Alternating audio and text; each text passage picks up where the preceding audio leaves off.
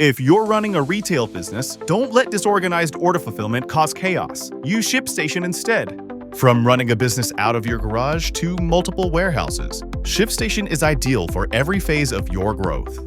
Save time with one login for all your stores and by automating tasks. Plus, you'll get the best shipping rates from global carriers. Calm the chaos with the shipping software that delivers. Start a free trial at shipstation.com/audio. That's shipstation.com/audio. The following podcast is a Honey Media production.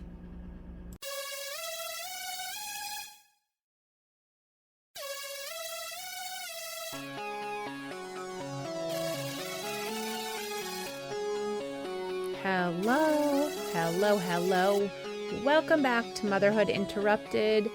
I am so happy to be here with you guys today. I hope you are enjoying your morning, your afternoon, your drive, your walk, your run, whatever you're doing. I'm happy to be here with you guys today, as always. So thank you so much for joining. I wanted to just kind of, hang out a little bit. Now we have a lot to cover. So I will say this. I said it kind of at the back of the episode last week. There are huge changes coming for Motherhood Interrupted. And I'm going to be announcing things over probably the next week or so. We're finalizing some deal terms. Things are happening, and I'm super excited about it. So look forward to that. I'm really excited. I am super jazzed, and I really cannot wait to share what's happening with all of you guys. And I think you'll definitely see a huge difference on a lot of levels. So just stay tuned. I might be able to announce something as early as Friday, if not sometime next week, at least for kind of part of the changes that are coming. Okay, let's talk Super Bowl. How many of you actually watch, assuming most of you are women, how many of you actually watch football? That's what I really want to know. I'm going to put up a poll on my Instagram, but I have never been interested in football up until recently, and my son started playing football. I started listening to Kelly Stafford's The Morning After and hearing more about the history with Detroit. I have mutual friends with Jared Goff, and so one one of my colleagues from one of my old companies was his best friend and lived with him in Hidden Hills when he was on the Rams. So all these little kind of connections more locally were getting me a little bit more roped in very slowly. I just never really loved football, to be honest. I just found it to be kind of boring. 10 yards, start over, 10 yards, start over. Didn't get 10 yards. I don't know. I didn't get it. But nonetheless, now I am a little bit more jazzed. I finally was watching because I love a good underdog story. And for those of you that don't know, the Detroit Lions had not been in the playoffs for over 32 years. And so what happened was Jared Goff was traded for Matthew Stafford. And so basically it was a big deal because, and I don't know all the nitty gritty. I'm just giving you a very high level summary. So, ask your husband if you need the details. But so basically the two quarterbacks were traded. So Matthew Stafford had been at Detroit for 13 years or some amount of very long time, and they were losing the whole time. Then he went to the Rams, and then Jared Goff got traded to Detroit, and then Matthew Stafford won the Super Bowl, his first or second year here. And then obviously Jared Goff probably felt bad about himself. And then finally, fast forward to this year, they played each other, the Detroit Lions and the LA Rams at Detroit. And it was that was the game I watched. And it was crazy to see because there's this whole long history with the Staffords in Detroit and them loving him. But then there's another even deeper history with Detroit needing to get into the playoffs or advance into the playoffs. And, they hadn't done it in 32 years. Sorry, this is a broken version, but this is a definite girl summary of what the heck's going on in the football world. So here, that's, this is not whatever the news did. This is not, Fox Sports. Okay. So yes, so I was very enthralled. It was a neck and neck game. And I was truly rooting for Detroit and Jared just because of the long history and the fans and all the things.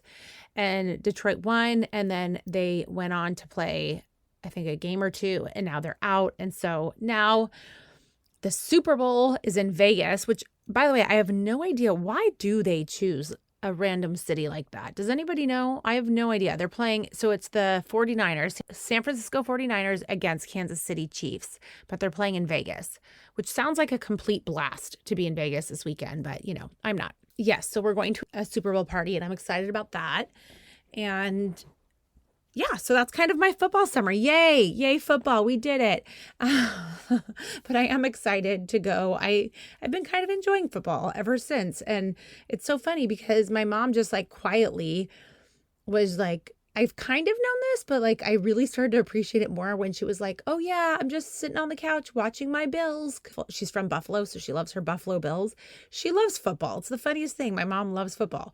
So yeah, I feel like I've kind of turned a whole new leaf and like become the cool chick that likes football, between that and like Carter, my son. Like I feel like I'm a real football mom now.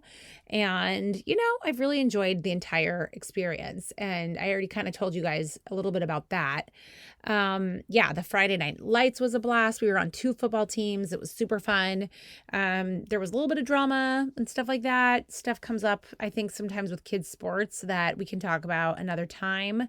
But all in all, it was a super, super fun time. And I actually really enjoyed watching Carter play flag football.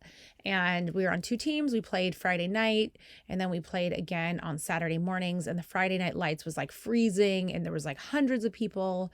And it was a scene which we talked about. If you haven't seen the one about the hot moms, I talk about how hot the moms are, the football moms.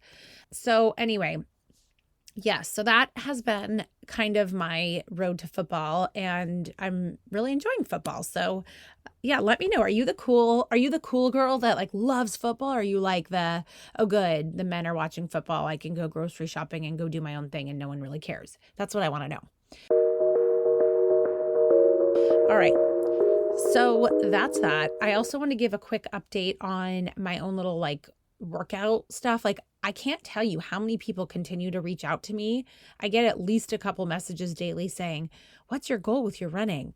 Like, I don't have a goal per se. Like if I have a goal, the goal is to be hot for my 40th birthday in a bathing suit. Because look, after 3 kids, it just does not all sit in the right places anymore. I don't know how else to tell it. Like your clothes fit, but they fit a little differently. And yeah, it's just your body, like it just doesn't look the same. Like even if you're skinny fat, or you have cellulite, or you have this, or you have that.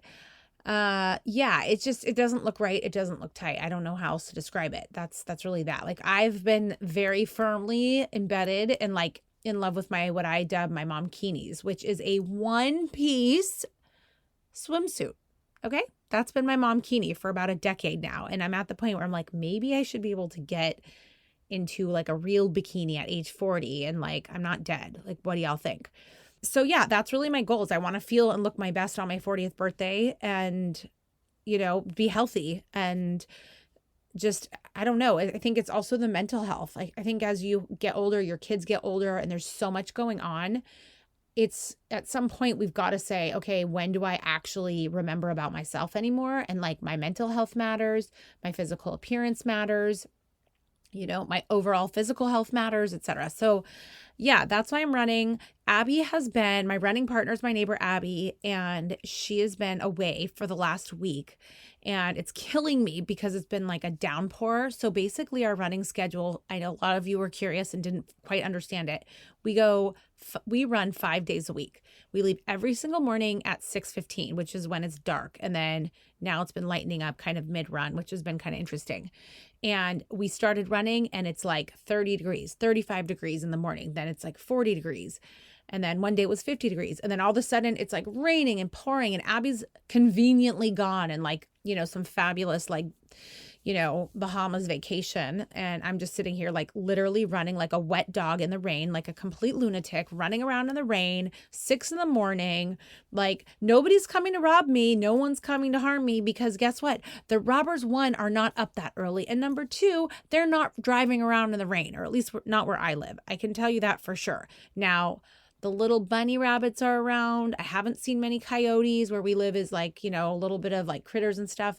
But for the most part, it's safe. So we leave at 6:15 in the morning. It's right around our house. It's like 30 minutes maximum.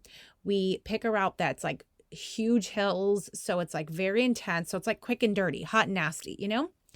And we just knock it out before it's like the mom rush hour so that by the time we're back, it's like quickly get the kids ready, dressed, and out the door for school. So that's what we do 5 days a week. And I've been going even without her, which I'm really proud of. And I really don't want to be doing. But I also don't want to start back to zero because you guys know when you start working out, especially if it's cardio, but really any workout, it is the worst to start over.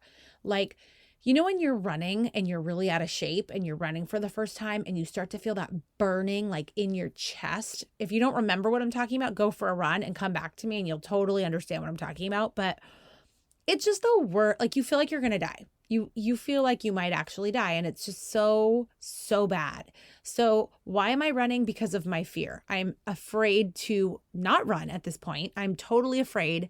I don't want to start over.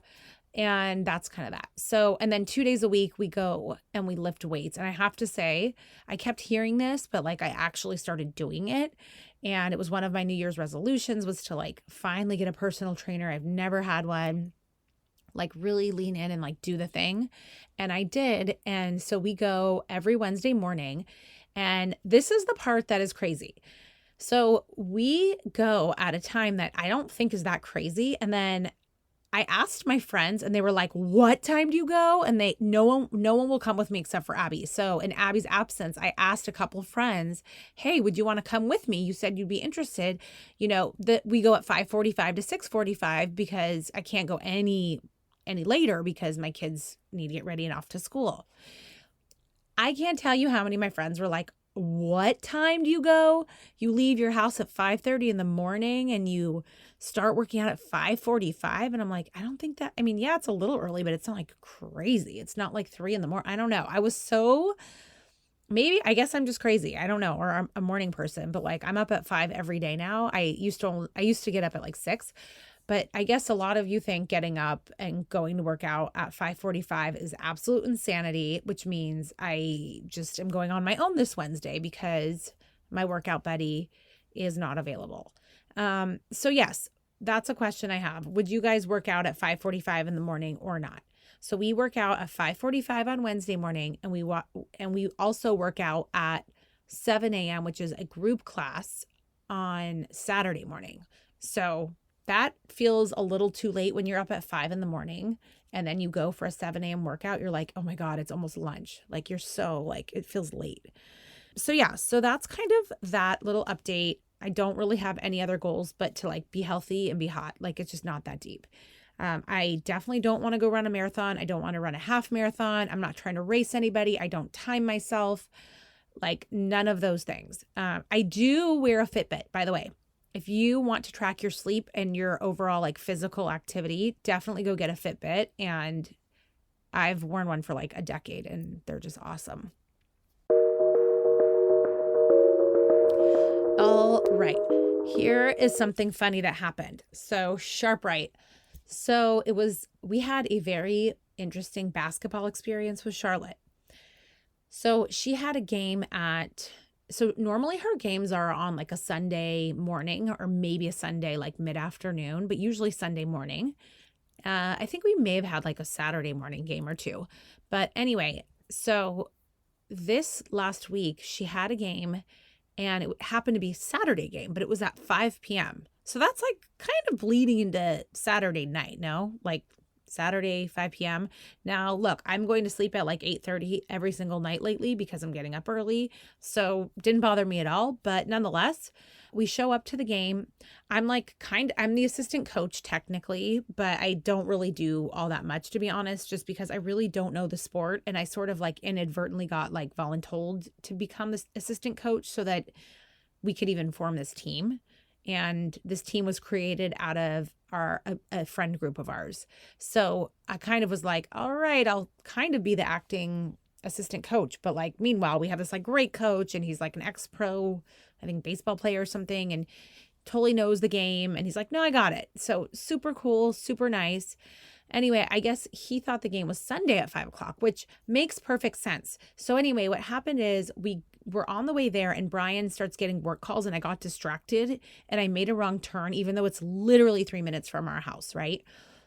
And I make a wrong turn and it delays us like another, I don't know, 4 minutes, let's just say. It wasn't a big deal, but it was just like annoying. And like we walk into the game at like 4:57, literally. So it's like a quick warm up at the beginning, but it's not a big deal. So I was like, okay, it's not a big deal that we're like barely making it into the game. Well, as I walk up, I'm looking around, I don't see the coach.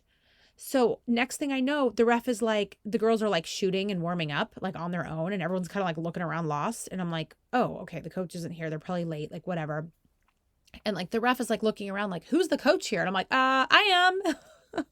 So anyway, yeah, never played a game of basketball in my life. Thank you very much. Don't know the rules. Definitely love to go to the NBA games. If you ever have a chance, go to an NBA game. Those guys are huge. It's super fun to watch.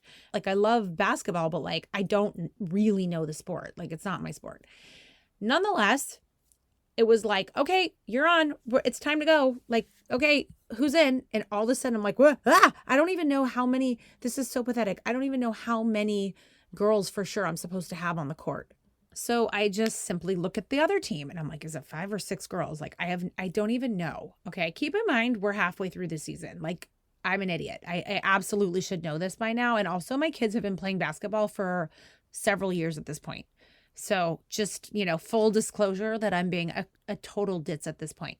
So yes, I realize we have 5 girls on the court. We have 6 total. We're missing 3 of our players that are very good players. We definitely don't have our coach. I'm just like, fine. I just jump in. One of the girls is like, I want to be out. I'm like, perfect. And then you have to like match up the kids and match up the girls with, whoever they're going to defend. And I essentially did it by height. And the game's on. And I'm just sitting there like, oh my God, I don't even know what to do for coaching at all. And I'm just standing there like screaming like I always do at the girls, like pass, open up, take a shot, like whatever every other parent is screaming at them. Like it's the same thing. Find your man, girls, like don't give him a shot. Like all the big. And I'm like, am I doing it? Am I coaching?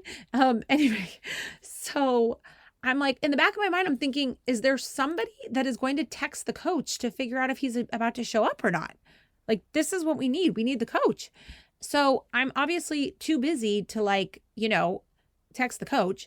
And then keep in mind, Brian is there and my mother-in-law and my parent, whatever, we have the whole group.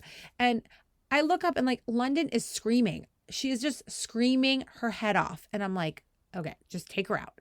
That's what I'm thinking. But I don't have time, to like deal with her. Brian takes her out, doesn't work. He comes back, brings her to me. I'm like, in the middle of coaching, it's like fast pace, it's loud. There's no backup here. And he's bringing the crying baby to me. And I'm like, Brian, how can I help you? Like, how can I help you? Please let me know if I can be of any assistance to you. I was like literally going to smush his head off. I was so annoyed. So anyway, I looked at him like, take her out. He's like, I'm just going to take her home. I'm like, okay, bye. So he takes Carter and the baby home. Done. The other team had our best friend on the team who is amazing, total beast. We tried to get on her team, didn't work out in our favor. And I put our best player or one of our best players on her to shut her down, which worked. But then, so we were up, we were ahead, we were doing great. Everything was fine, except for like, I'm internally freaking out because I don't know what I'm doing, but the girls are doing great. Everything's going well. I finally, like during like some break, I was able to quickly be like, Coach, are you coming? And then he calls me in the middle of like one of the quarters. He's like, is the game on? Like, what's going on? I thought we have our game tomorrow. I'm like, no, it's on now. And I'm like in the background, like, go Charlotte, run, and I'm like screaming and he hears, and he's like, oh my God, I can't believe it. Anyway, he's like such a great dude. So anyway, so he felt really bad. And I was like, no, it's totally all good. It's a Saturday night. I could totally see why somebody would not be able to make it and not realize that the game is on.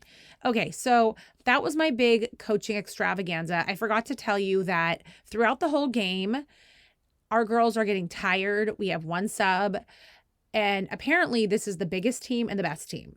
So I found this out after the fact that they had this reputation. And yeah, so it made me feel a lot better hearing that because they ended up crushing us. Our girls got tired and they crushed us. So that was the start and end of my basketball coaching career. And I just, you know what, more than anything, I did not care if we won or lost. Won or lost. It's always, of course, great to win. I am actually very competitive by nature, and I played competitively in soccer and in volleyball and all these other sports, but not basketball. And I will say there was one big highlight. So one of the girls, she hasn't taken a shot all season. She's more timid. She's a dear friend of ours. She reminds me a lot of Carter. And I just was like cheering her on and encouraging her. And I'm like, dribble, dribble. And she's going for it. And she just, out of nowhere, she starts dribbling. And I'm like, shot, Everly, shot. And she takes a shot. That child gets it in the basket because she has a good shot. And I'm like, I literally lost my mind. And she took another shot. I think she may have taken another 2 shots or something. It was incredible. And she was like dribbling. It was just amazing. It really genuinely was. So it was just incredible to watch her success and her get confident again and just see her come out of her shell. And honestly, that's what matters. And I do want a whole episode all about just like coaching your kids and like how it's so important to not get lost in the plot. Like we're having a lot of issues with this. I've seen a lot of issues. We've experienced it and friends of ours have experienced it where the parents get really caught up. They get really competitive. And I understand, like, again, like I do understand, especially when it's your sport and you're putting in so much time and effort and you really want the kids to do well. But like not playing the girls is not, or boys that are, 6, 7, and 8 years old is just, in my opinion, well, one, it's actually against the rules in a lot of these recreational sports, unless it's like a club sport, which we're not even at yet.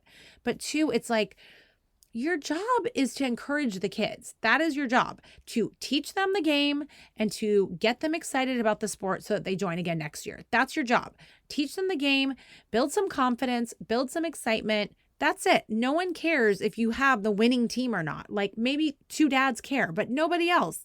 Like that's, it's just, I don't know. I've seen this now too many times where these kids are getting benched because the dads want to win so bad, the coaches. And it's just, I don't know. I don't believe in that at this age. I think if you're in a club sport, that becomes a totally different discussion. That is not at all the same as what I'm talking about. I'm talking about, the 5, 6, 7, 8-year-old recreational sports that it's like a lot of these kids, maybe they've played for a season or 2 at this point maximum, but a lot of the kids haven't. I don't know. I have strong feelings, and I think that a lot more needs to be said on this topic. And one of my friends might come on and chat with us more about it. But I'm going to put up a poll on my Instagram, and I want to know if you've had a bad experience with coaches in your sporting events. That's what I want to know. And I also want to say, if you are a coach or your husband is a coach, I want to say shout out and props to your husband. Even if mistakes are being made, I want to say that being a coach is very stressful. It's very time intensive, and you're dealing with parents, you're dealing with kids. It's not a paid job, and it's a huge responsibility, and it's a volunteer position. So I got to say shout out and hats off to anyone that's ever volunteered and raised their hand to coach a child's sport. I would just like to see, a lot more just sensitivity to the kids and like really what this is truly about. That's the main goal. But again, I do thank the coaches so, so dearly for pouring into the children because it truly is a lot of work and a lot of time and effort. All right, now, the last thing I wanted to talk to you guys about is the Grammys. So I didn't watch the Grammys, but I did see Trevor Noah's opening remarks. He is so likable. He's so cute. He's so funny. He's so smart. He has a cute little, South African accent or something. He is adorable. Adorable. I think he's so he's charming. He's funny. I love him. I think he's awesome. And I really liked what I saw. I have to say, if you have not seen the Grammys opening remarks from him or whatever they call it, go Google it. It's about 8 minutes. The funniest thing, he's like, Taylor Swift walks by and he's like, look at this. He was saying how incredible the room was. There was so much talent in that room, and there's Meryl Streep, and there's this one and that one, and Beyonce and Jay-Z and this one. And and all this stuff. And he's like, look at that. And I guess, I don't know if this was staged, but Taylor Swift gets up and like walks across the room. Maybe she had to go to the bathroom, or maybe it was part of the skit. And he's like, do you guys see this? Just having Taylor Swift walk by these tables, the local economies of those tables are improving. He's like, look at that. Lenny Kravitz, you just got so much richer. And he was just saying like, just her presence was like, making everybody richer. It was so funny. And then he goes, and it's really not fair that the NFL is targeting Taylor Swift, like as if she has control of the cameras. Like, let her live her life. He's like, you know what? I'm going to get them back. I'm going to pan. Anytime anyone says anything about Taylor Swift tonight, I am panning directly to someone that played football. And he pans to like this, like an ex NFL star or something. And it was just, oh God, it was so hilarious. You have to see it. Also, Miley Cyrus, hot.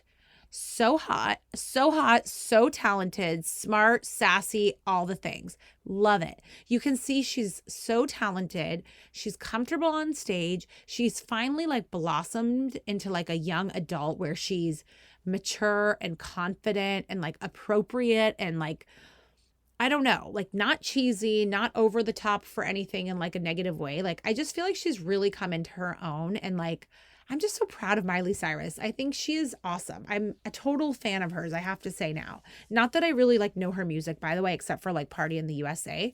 But I have to say, I really love me some Miley Cyrus.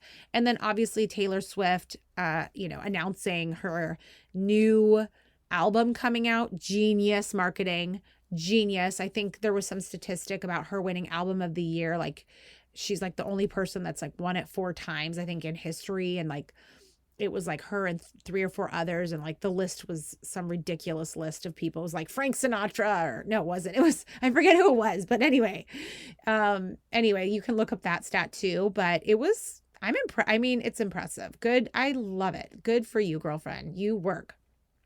And also I really love that Jay-Z commented about his wife. He basically was like, yeah, everybody here, just so you know, not to embarrass my wife, but she actually has more Grammys than every single person in this entire room. And she's never won album of the year. And that really doesn't work in terms of your metrics. Like, she's gotten snubbed essentially, right? Which is ridiculous.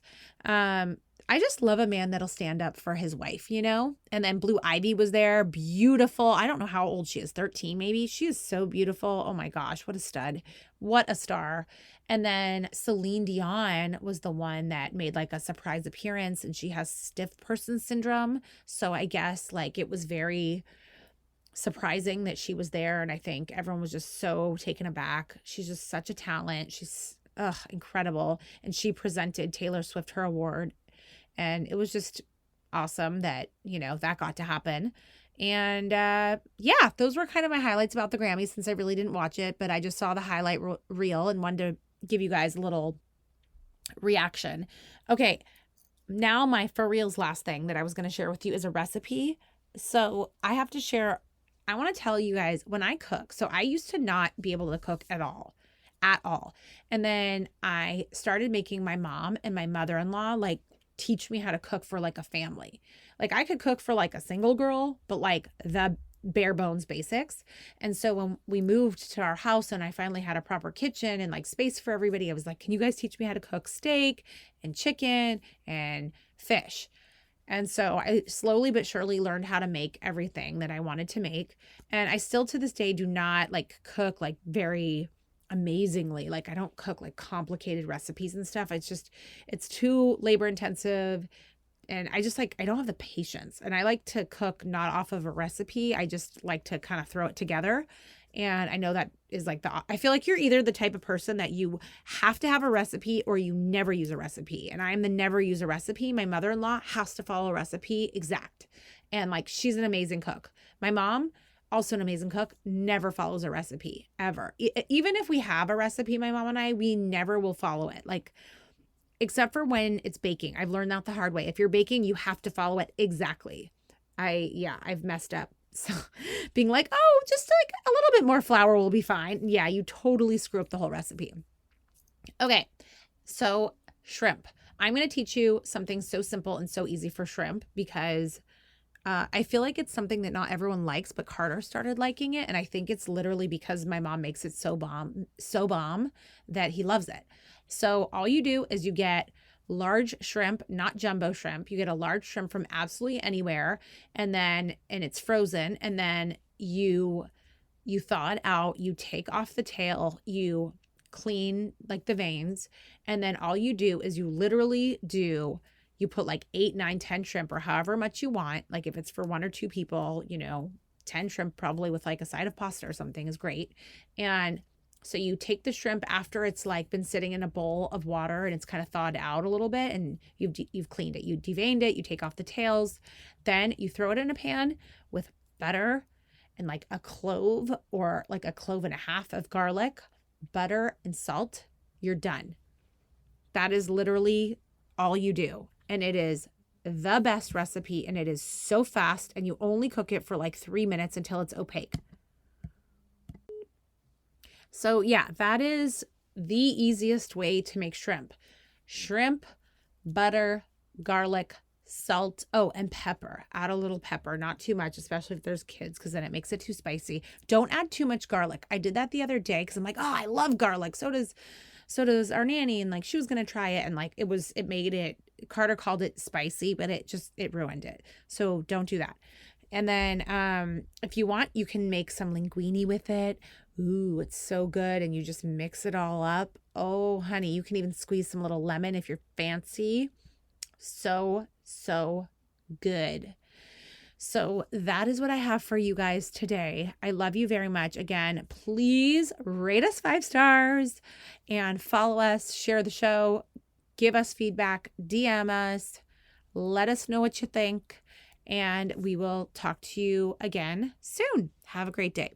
All right, that is it for today. Now, as you know, some of our best conversations actually happen after the show. So I want you to find me on Instagram at Kimberly Lovey and let me know your thoughts about today's show. You can screenshot this episode and let us know what your biggest takeaway was and tag me at Kimberly Lovey, and we can share it on our stories. I will see you again, same time, same place next week. Life can be chaotic. If you're running a retail business, don't let disorganized order fulfillment add to the chaos. Use ShipStation instead. With ShipStation, you never have to worry about shipping and fulfillment again. Whether you're running a business out of your garage or you have multiple warehouses, ShipStation is ideal for every phase of your business's growth. Save time with one login for all your stores and by automating repetitive tasks. Plus, you'll save money with the best shipping rates from global carriers. ShipStation's industry-leading features help you deliver a better customer experience. They'll get accurate and faster shipments along with automated tracking updates with your branding. And with up to 88% off UPS and USPS rates and up to 90% off FedEx rates, ShipStation is the fastest and most affordable way to ship. Calm the chaos. Switch to ShipStation today. Start a free trial at shipstation.com/audio. That's shipstation.com/audio.